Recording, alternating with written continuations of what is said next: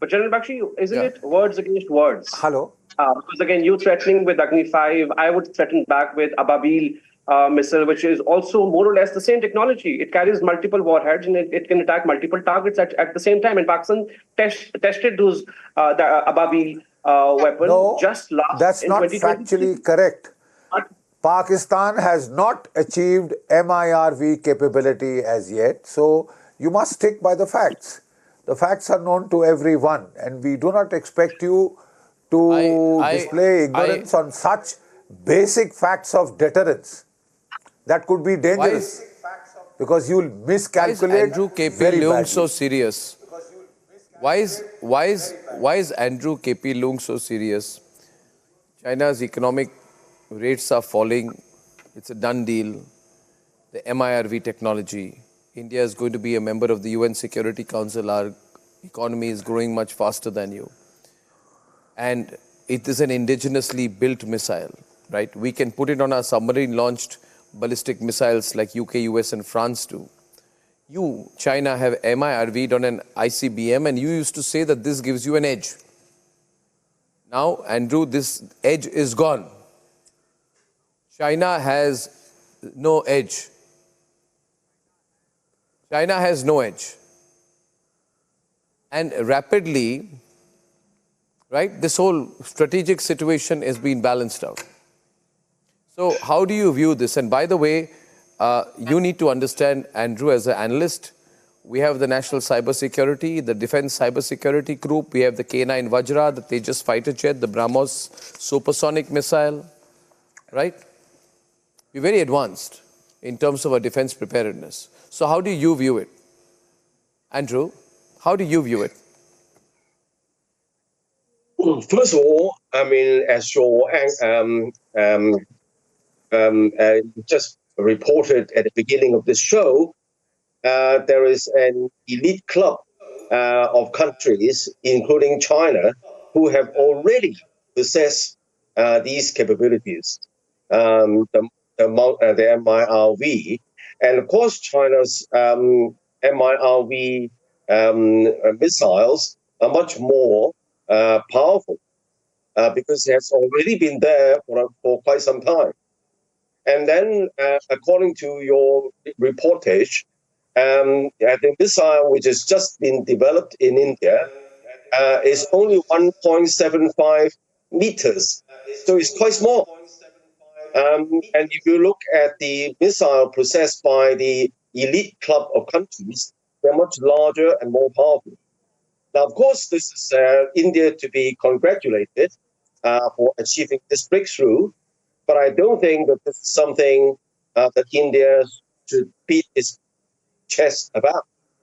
Of course, it is gaining some sort of strategic defense advantage, vis-a-vis perhaps Pakistan, but I don't think that it would upset the balance entirely with China.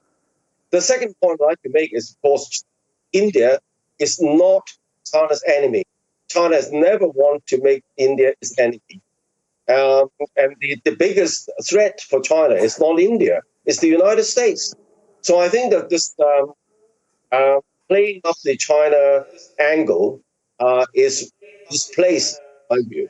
And there are lots of things that China and India cooperate. But I think that firstly, this is not a major game changer vis-a-vis the military balance between India and China, even though that is an improvement. But as I said, this is only the beginning. It's a very small weapon, only 1.7 meters long. But nevertheless, it is an important breakthrough. And I would congratulate India on that. But I don't think that Beijing is worried.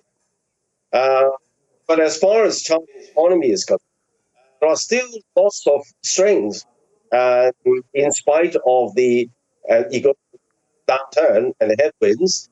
And China has been growing at 5.2% last year. And even according to the latest estimate, 5% is highly respectable for the second largest economy in the world. Well, what is the growth rate of the United States? last year and this year is never approaching anything like 5%. So for a large I never thought it would come to this. I never thought that your growth rates would fall so much, Andrew. I never thought your growth rates would fall so much that you would come on my program one day and compare yourself to slow-growing countries or non-growing countries like the United States and the UK. But look at you, you are having to do that. You are having to say that a growth rate of 4% is very good. Your growth rate has come down by 50%. You do not have unique technology. You do not have unique defense systems. You do not have uniqueness in a blue water navy. The biggest wargaming expert in the country is General G.D. Bakshi. He can tell you. And these are very concrete steps. We've caught up in a very big way. You will have to recognize it. You can say, okay, don't get too excited about it. That's not the point.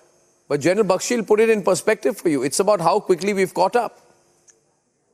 You must acknowledge that. Can I come back? And the determination with which we've caught up. Arnab.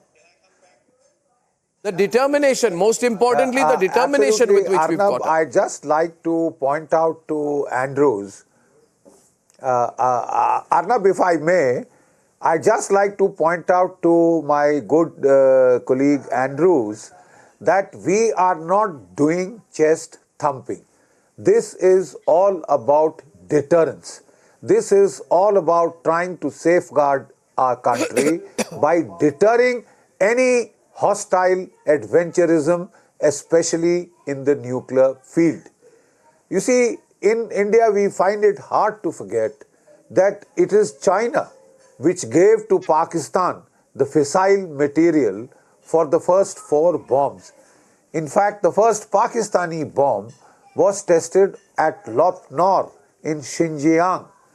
And then we have seen how they have given a whole range of short-range ballistic missiles and then IRBMs.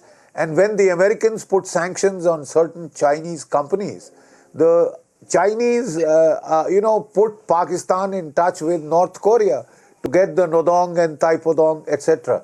So these are not friendly acts, Andrews. No country goes around arming another country which has fought 4 wars with its neighbor, because that by itself is a hostile act. And unfortunately, we find that there is a predilection in China to interfere in our neighborhood, to try and provoke Maldives into adopting anti-India stances or attitudes. And Andrew, if I may, Andrew, ports in Pakistan. Andrew. No. General Bakshi, with your permission, I want to point to Andrew. And Dr. Saeed Elahi can respond. Andrew, please. You cannot give anything technological to a Pakistani. First of all, they don't have technology. They can't afford technology.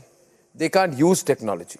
Last time, Dr. Saeed Elahi, it was so embarrassing that you tested the Shaheen 3 missile, and the Shaheen 3 missile landed 20 kilometers away, attacking a nuclear facility in Dera Ghazi Khan in Punjab, which means you tested a missile and it landed on your own nuclear facility. Am I right or wrong? You are smiling, Andrew, but this is how incompetent the Pakistanis are. They launched a missile and the missile landed on their own nuclear base. Mr. Arnab, I think... No, this is a reported fact. Mr. Arnab, Dr. Saeed Elahi, tell me one thing. Dr. Saeed Elahi, is this true or not? And Pakistani missile technology... How can I quote a wrong incident that never happened? Did you test the Shaheen 3? One minute, sir. Your DG... One minute. Your Mazar Shirani confirmed...